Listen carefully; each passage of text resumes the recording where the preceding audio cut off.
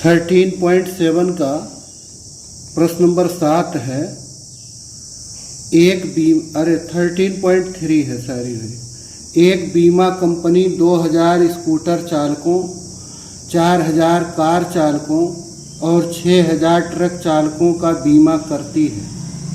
दुर्घटनाओं की प्रायिकताएं क्रमशः 0.01, 0.03 और 0.15 है। बीमाकृत व्यक्तियों चालकों में से एक दुर्घटनाग्रस्त हो जाता है, उस व्यक्ति के स्कूटर चालक होने की प्रायिकता क्या है? बेज थ्योरम के प्रश्न में एक घटना हो चुकी होती है तब दूसरे घटना की प्रायिकता ज्ञात करनी रहती है। तो देखिए इसमें कौन सी घटना हो चुकी है और किसकी प्रायिकता ज्ञात करनी है, ये लास्ट वाक्य में है। बीमाकृत व्यक्तियों में से एक दुर्घटनाग्रस्त हो जाता है, उस व्यक्ति के स्कूटर चालक होने की प्रायिकता क्या है? देखिए दुर्घटनाग्रस्त हो जाता है, दुर्घटनाग्रस्त होने की घटना हो चुकी, दुर्घटनाग्रस्त होना, और स्कूटर चालक होने की प्रायिकता चाहिए। स्कूटर चालक की प्रायिकता ये ज्ञात करना। दुर्घटनाग्रस्त हो गया हो तो स्कूटर चालक होने की प्रायिकता क्या है? जो घटना हो चुकी होती है वो भिन्न तरह की घटना रहती है, अन्य तरह की रहती है, और एक समान वाली घटनाएं ये होती हैं। वैसे भी इसमें स्पष्ट है कि 3 हैं, एक स्कूटर चालक, कार चालक, ट्रक चालक, ये एक जैसे हैं, तो इन्हीं को हम लोग E1, E2, E3 ये सब मानेंगे। तो मान लेंगे कि माना स्कूटर चालक होने की घटना E1, स्कूटर चालक होने की घटना E1, कार चालक होने की घटना E2,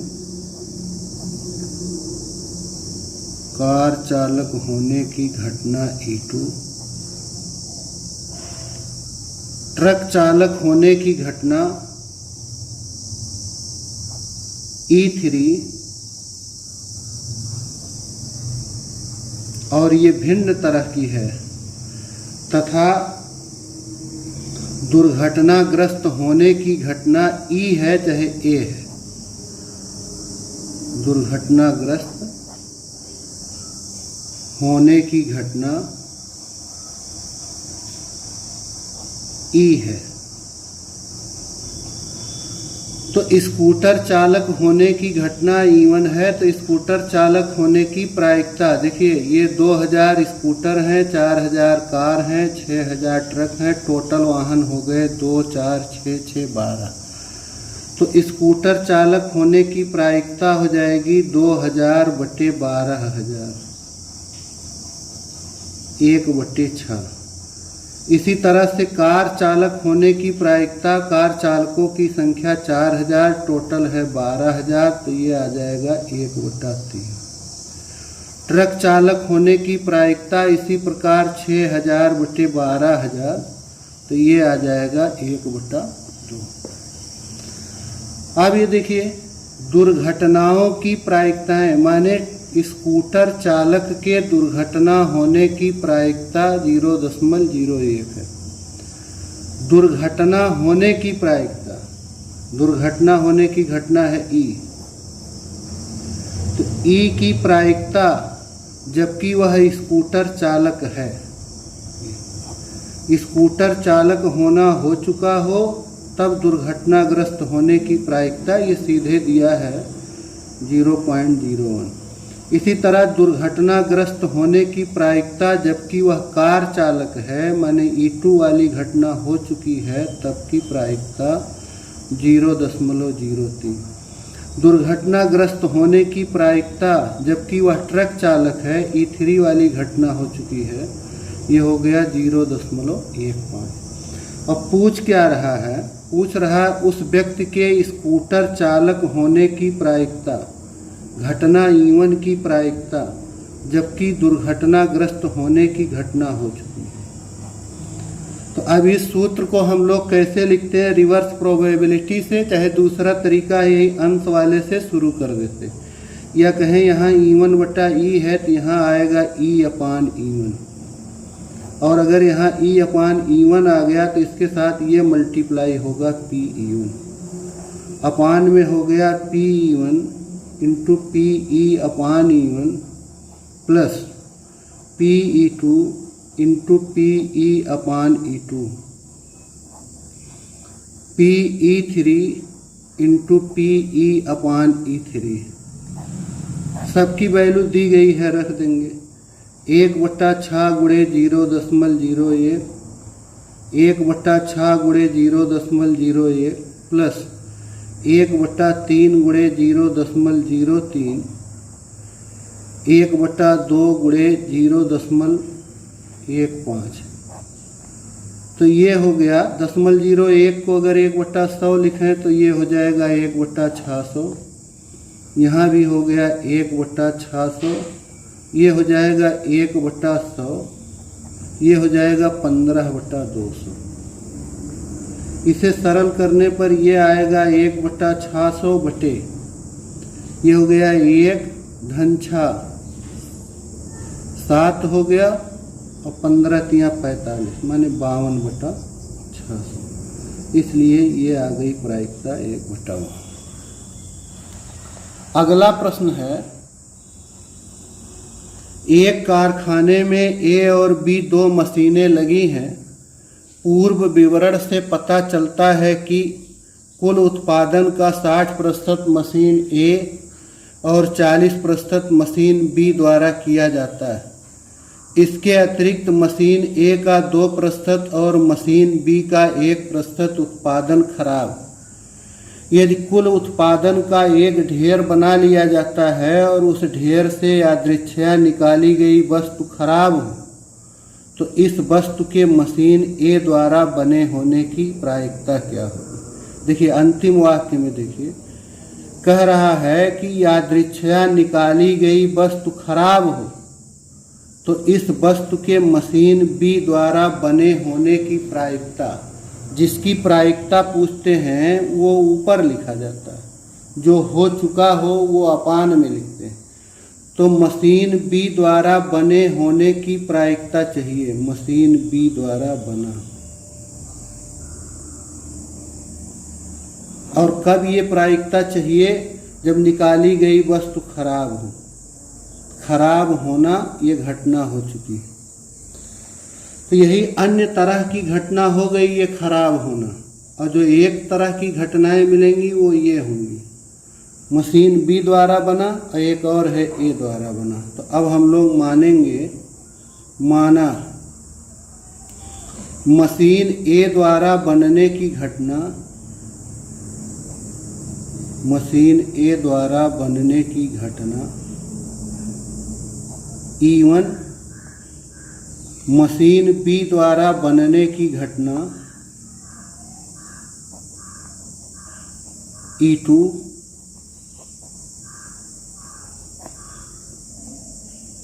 तथा उत्पादन के खराब निकलने की घटना या उत्पादन के खराब होने की घटना E है।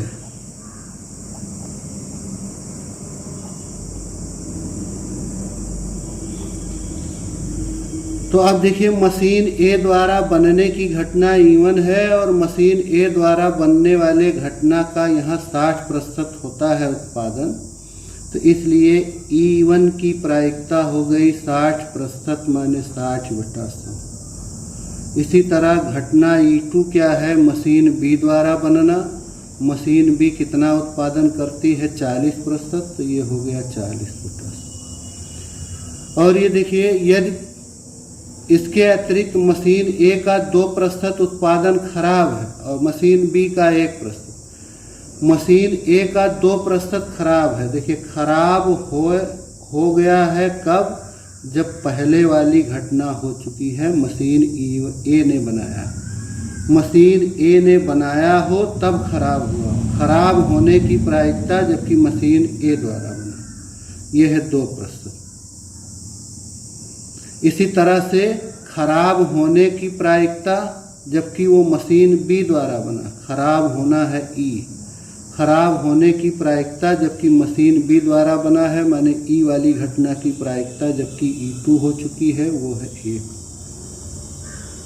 अब पूछ रहे हैं ये खराब होना हो चुका हो तो मशीन बी द्वारा बनने की प्रायिकता, मशीन बी द्वारा बनने की प्रायिकता माने E2 की प्रायिकता, और वो भी कब, जब खराब होने की घटना हो चुकी, ई वाली घटना हो चुकी। तो इसका रिवर्स यहाँ लिखा जाएगा E/E2, और जब यहाँ E2 आ गया तो इसके साथ मल्टीप्लाई होगा PE2, अपान में आएगा PE1 गुणे PE/E1 प्लस PE2 गुणे PE/E2।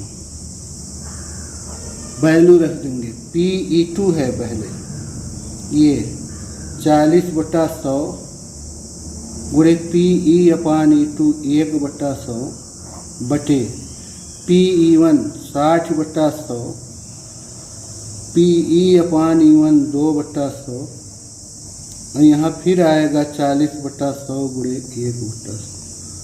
तो ये ऊपर हो गया 40/10,000 और यहाँ होगा 120/10,000 और 40/120 और 40 हो गया 160/10,000। ये कट जाएगा, 40/160 बचेगा जो कि 1/4 हो जाएगा। अगला प्रश्न है,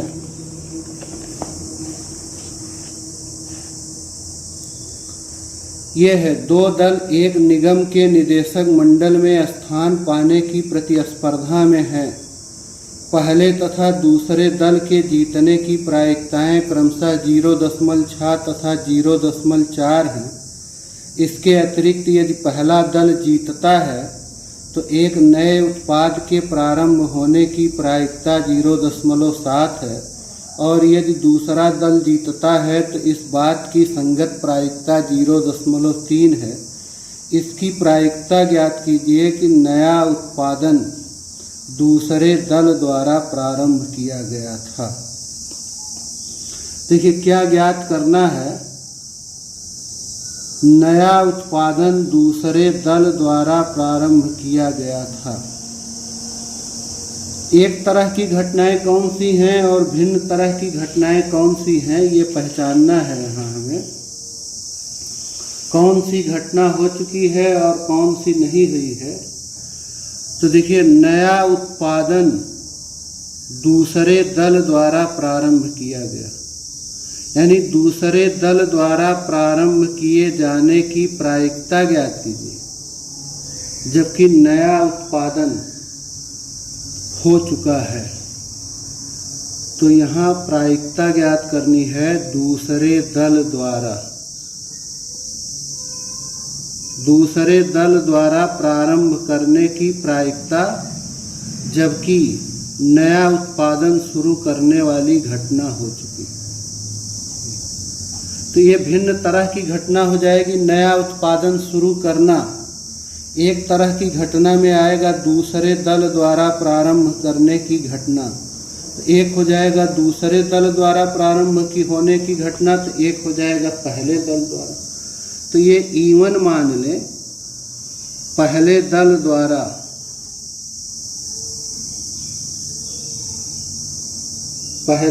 द्वारा जीतने की घटना,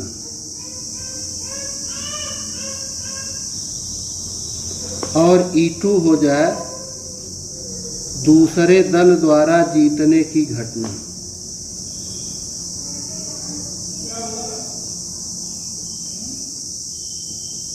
और E यही हो गया नया उत्पादन शुरू करने की घटना, नया उत्पादन शुरू करने की घटना। सब एकदम स्पष्टतया इसमें दिया है सबकी प्रायिकताएं। देखिए, पहले दल द्वारा और दूसरे दल द्वारा जीतने की ये प्रायिकता है। E1 की प्रायिकता है 0.6, E2 की प्रायिकता है 0.4, ये पहला दल जीतता है तो नए उत्पाद के प्रारंभ होने की प्रायिकता, नए उत्पाद के प्रारंभ होने की प्रायिकता माने ई वाली घटना की प्रायिकता, जबकि पहला दल जीतता है E1 वाली घटना हो चुकी है, ये 0.7 है। नया उत्पाद शुरू करने की प्रायिकता माने घटना ई की प्रायिकता, जबकि दूसरा दल जीतता है माने दूसरा दल जीत रहा है, ये घटना हो चुकी है, E2 हो चुकने पर E1 की प्रायिकता ये है 0.3।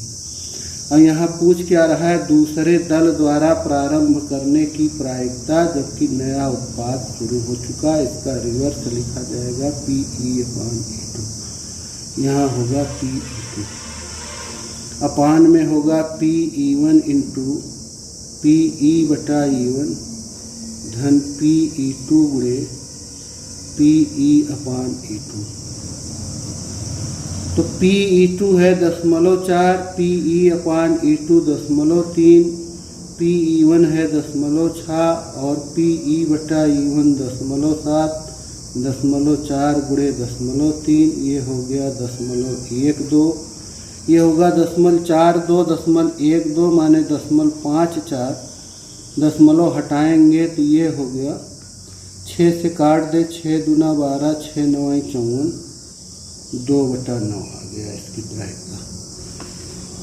अगला प्रश्न है, मान लीजिए कोई लड़की एक पासा उछालती है, यदि उसे 5 या 6 की संख्या प्राप्त होती है तो वह एक सिक्के को 3 बार उछालती और चितों की संख्या नोट करती है।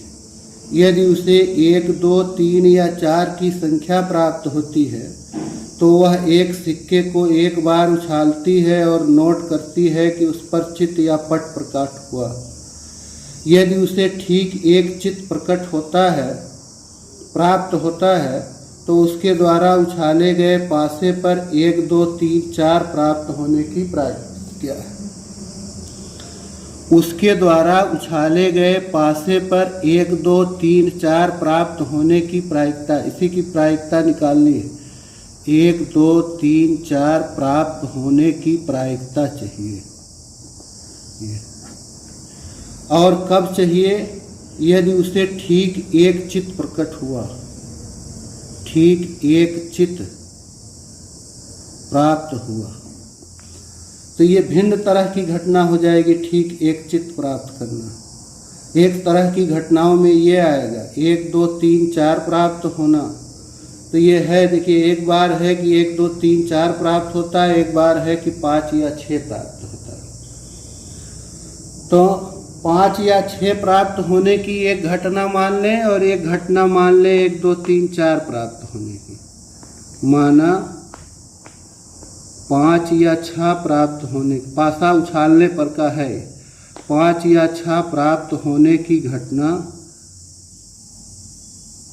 E1, 1, 2, 3, 4 प्राप्त होने की घटना E2,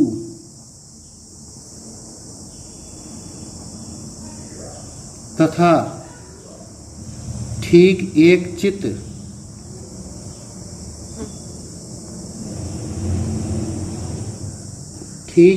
चित्त प्रकट होने या प्राप्त होने की घटना ई है। अब देखिए 5, 6 प्राप्त होने की घटना है E1, तो इसकी प्रायिकता, जब हम लोग पासा उछालते हैं तो कुल संभावनाएं हो जाती हैं 6, प्रतिदर्श समष्टि में अवयवों की संख्या होगी 6, 1, 2, 3, 4, 5, 6। यहाँ जो घटना है वो है या तो 5 प्राप्त हो या 6, माने इस घटना में अवयवों की संख्या होगी 2, तो हो जाएगा 2/6, ये आ जाएगा 1/3। इसी तरह से घटना E2 की प्रायिकता, E2 क्या है?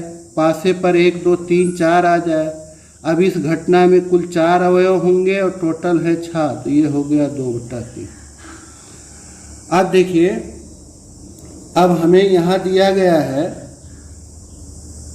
कि अगर 5 या 6 प्राप्त होता है तो एक सिक्के को 3 बार उछालता है और चितों की संख्या नोट करता है।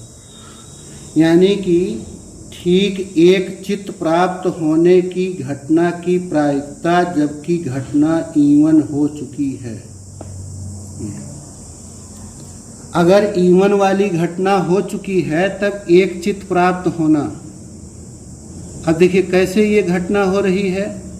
अगर पासा उछाला 5 या 6 आ गया तो सिक्के को 3 बार उछालता है।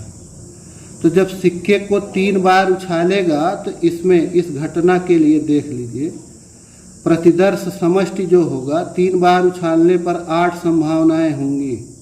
ये इस तरह से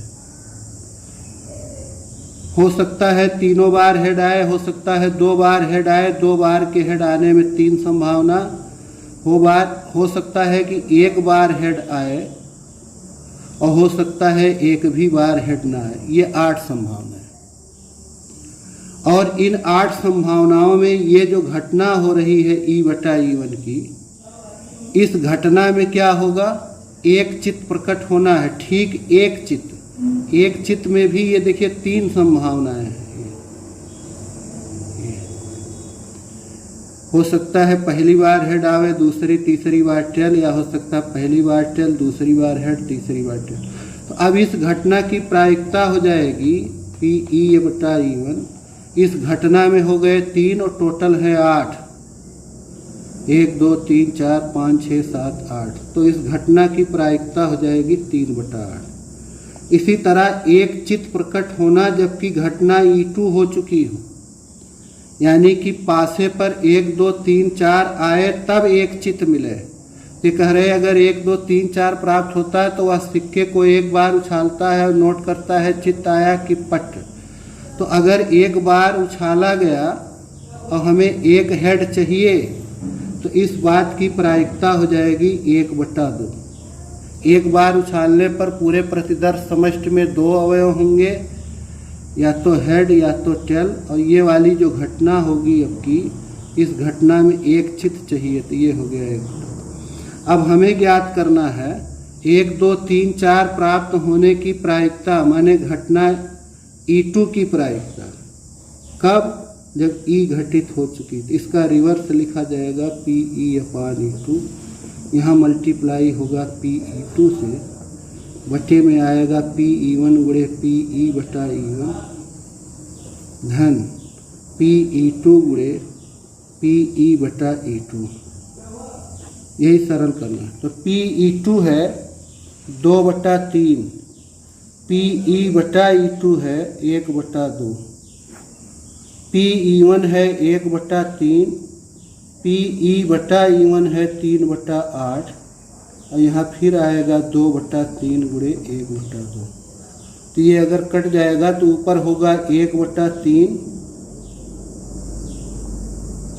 और बटे में आएगा 1/8 धन 1/3, माने हो जाएगा 11/24। तो ये उलट जाएगा 1/3 गुणे 24/11 तो आ जाएगा 8/11। अगला प्रश्न नंबर 11 है, एक व्यावसायिक निर्माता के पास A, B तथा C मशीन ऑपरेटर हैं।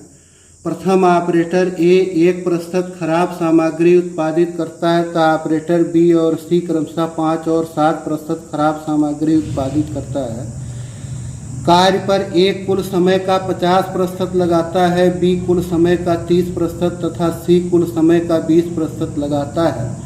यदि एक खराब सामग्री उत्पादित करता है तो इसे A द्वारा उत्पादित किए जाने की प्रायिकता, A द्वारा उत्पादित किए जाने की प्रायिकता, इसी की प्रायिकता चाहिए।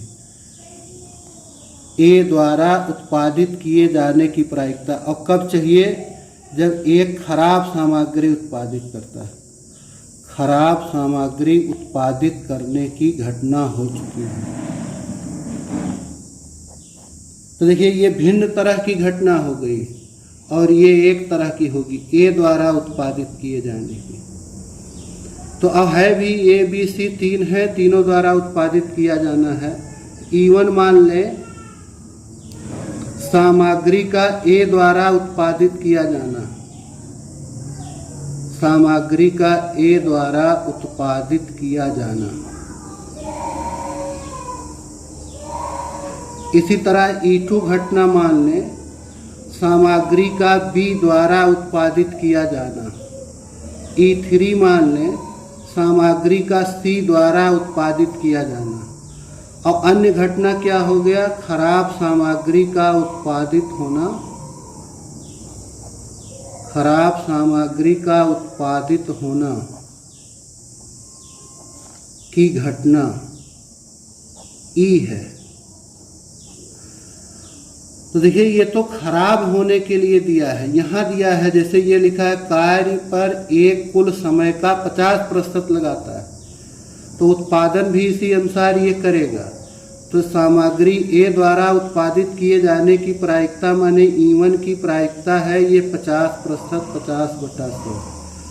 इसी तरह घटना दूसरी वाली B द्वारा, घटना E2 की प्रायिकता ये कुल समय का 30% लेता है। घटना E3 की प्रायिकता ये है 20%। ये देखिए खराब होता है और वो A द्वारा बना था, खराब होने की प्रायिकता जबकि मशीन A द्वारा बना था, A द्वारा बनने की घटना हो चुकी हो तब खराब होने की प्रायिकता ये है 1% माने 1/100। खराब होने की प्रायिकता जबकि मशीन B द्वारा बना था, E2 वाली घटना हो चुकी हो, ये 5% है। खराब होने की प्रायिकता जबकि मशीन C द्वारा बना है, ये है 20%, नहीं कितना है 7%। तो ये चाहिए A द्वारा बने होने की प्रायिकता जबकि खराब निकला है, यहाँ लिखा जाएगा E/E1, इसके साथ मल्टीप्लाई होगा PE1, तो ये आ जाएगा PE1 गुणे PE/E1 प्लस PE2 गुणे PE/E2 PE3 गुणे PE/E3। सब की वैल्यू रख देना है। PE1 कितना है 50/100, PE/C1 1/100, फिर से आएगा 50/100 गुणे 1/100, ये होगा 30/100 गुणे 5/100, ये होगा 20/100 गुणे 7/100, तो ये होगा 50/10,000। यहाँ हो गया 50, 150, 200 और ये 340, 50/340, 5/34।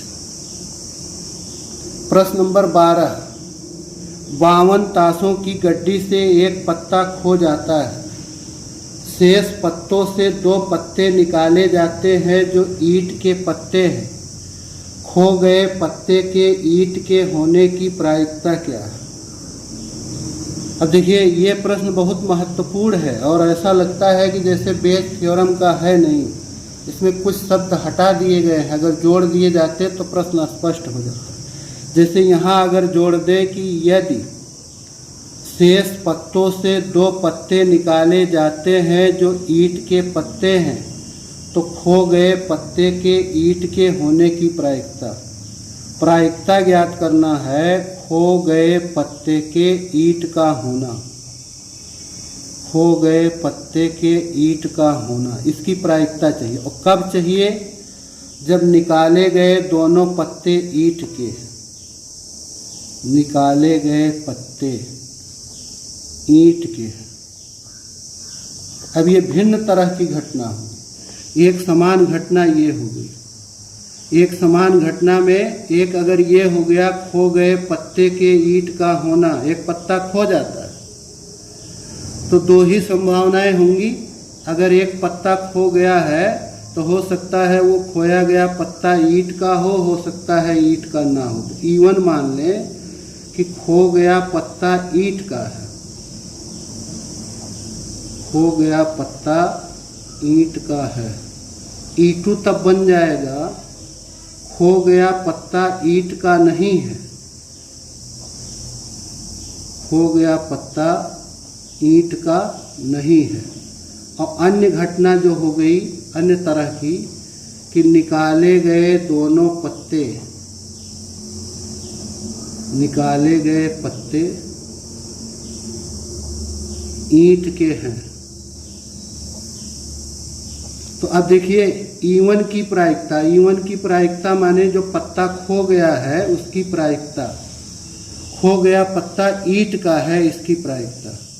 तो 52 ताश की गड्डी से एक पत्ता खो जाता है, चाहे खो जाए चाहे एक पत्ता निकालो, 52 में से एक पत्ता निकाला जाए। ईंट का होने की प्रायिकता देखिए, ईंट की कुल 13 पत्तियां होती हैं, टोटल 52, इसलिए खो गए पत्ते के ईंट के होने की प्रायिकता या निकाले गए पत्ते के ईंट के होने की प्रायिकता ये 13/52 है, 1/4 है।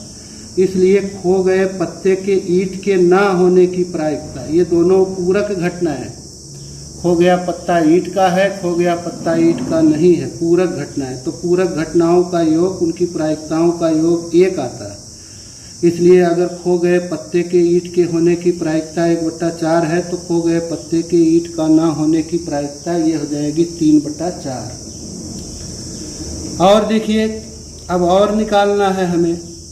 अब ये देखिए यहाँ हो जाएगा खो गए पत्ते का ईंट का होना, ये घटना हो चुकी है। और निकाले गए पत्ते ईंट के हैं, निकाले गए पत्ते ईंट के हैं माने अपान में हो गया ई और खो गया पत्ता ये हम लोगों को ज्ञात करना। तो इसके साथ आना चाहिए E/E1। तो एक आएगा E/E1, एक आएगा E/E2, तभी ये ज्ञात कर मिलेगा। इसका रिवर्स चाहिए। अब अगर E/E1 ज्ञात करें तो E/E1 हकीकत में है क्या? घटना E की प्रायिकता माने निकाले गए दोनों पत्ते ईंट के हैं इस बात की प्रायिकता, और भी कब? जब खो गया पत्ता ईंट का। तो पत्ता जो खोया था पहली बार में एक पत्ता, वह ईंट का था, तब जो 2 पत्ते निकाले हैं वो ईंट के हों इसकी प्रायिकता। तो अगर पत्ता जो खोया था वो ईंट का था तो अब ईंट के बचे केवल 12 पत्तियां, और 12 में से 2 चुनना है। 12 में से 2 चुनने के ढंग हो जाएंगे 12 C2, और उधर एक पत्ता खो गया है तो 52 में से बचा 51, 51 में से 2 चुनना है। अगर इसे हम लोग शॉर्टकट हल करेंगे तो 12 × 11/51 × 50। इसी तरह PE/E2 माने जो पत्ता खोया है वो ईंट का नहीं था, खो गया पत्ता ईंट का नहीं था, तब निकाले गए पत्ते ईंट के। तो जो एक पत्ता खोया है वो ईंट का नहीं था, इसका मतलब हमारे पास 13 पत्तियां बची हैं ईंट की। तो 13 में से 2 चुनना है, तो 13 C2/51 C2। टोटल में से तो एक घटेगा ही, ईंट का नहीं था, खो गया पत्ता किसी और का था, लेकिन एक तो खो ही गया तो 52 में से 51 बचा। तो 13 C2/51 C2, इसे शॉर्टकट हल करेंगे तो 13/12 × 51/50। अब हम लोग ज्ञात करेंगे ये PE1/E, यहाँ बनेगा रिवर्स इसका PE/E1, इसके साथ मल्टीप्लाई होगा PE1, अपान में आएगा PE1 × PE/E1 धन PE2 × PE/E2।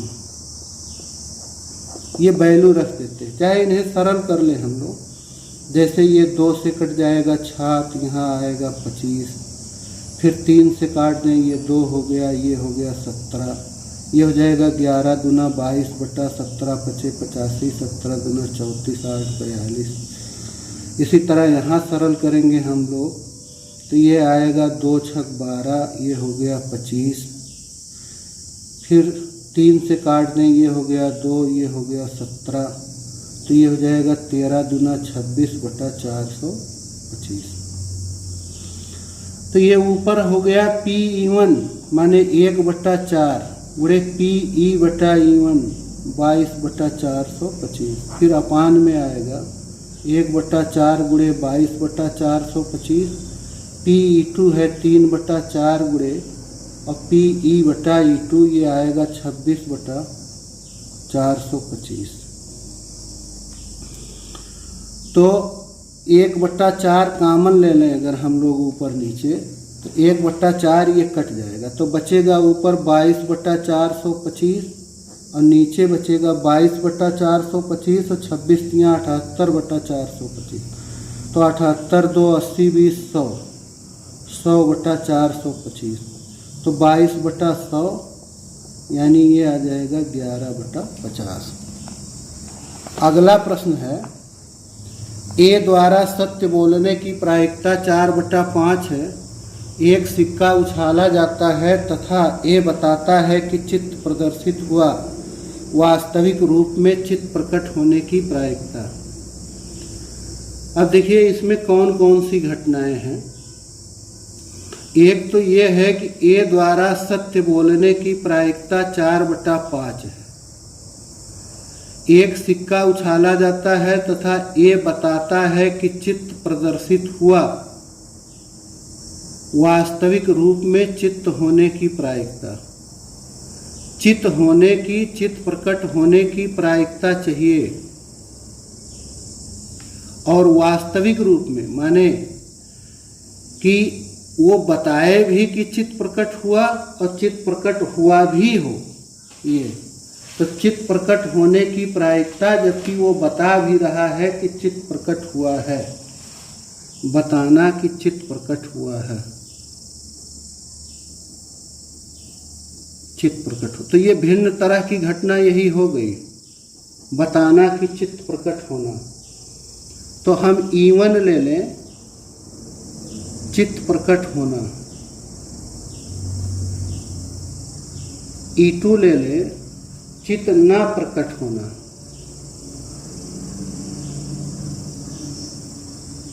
ई ले लें, बताना कि चित्त प्रकट हुआ।